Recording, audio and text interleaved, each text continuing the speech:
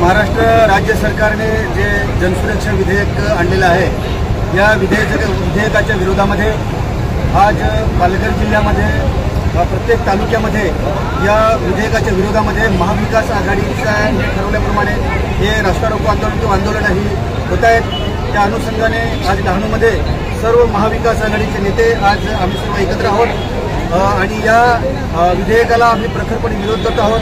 हा जनसुरक्षा विधेयक हे जनतेच्या सुरक्षेसाठी विधेयक नसून हे सरकारच्या सुरक्षेसाठी विधेयक आहे असं आमचं सर्वांचं मत आहे। हे व्यक्ती स्वातंत्र्यावर ही जनसुरक्षा माध्यमातून हे गदा आणण्याचं कारस्थान सुरू केलेलं आहे।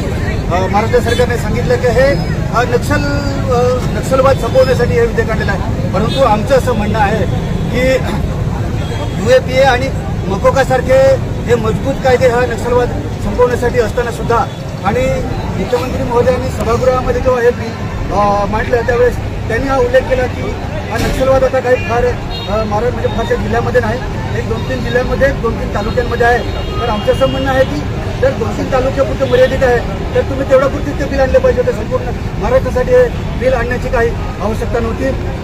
आज वाढती महागाई आहे, बेरोजगारी आहे, आज मुलांचे शिक्षणाचे बाजारीकरण या सर्व समस्या आहेत आणि या समस्यावर संविधानाने आम्हाला जो अधिकार दिलेला आहे शांततेच्या मार्गातून आंदोलन करून हे जे काही आमचे अधिकार आहेत हे मिळवून घेण्यासाठी आमचा जो एकमेव जो आमचा पर्याय आहे, एकमेव जो आमचा मार्ग आहे, हा मार्ग बंद करण्याचे कारस्थान या जनसुरक्षा विधेयकातून या महाराष्ट्र सरकारने आणलेला आहे आणि म्हणून महाविकास आघाडीच्या वतीने या विधेयकाला मी विरोध करतो आणि हे विधेयक जोपर्यंत हे महाराष्ट्राचं सरकार जोपर्यंत मागे घेत नाही तोपर्यंत आमचं आंदोलन हे चालू राहणार।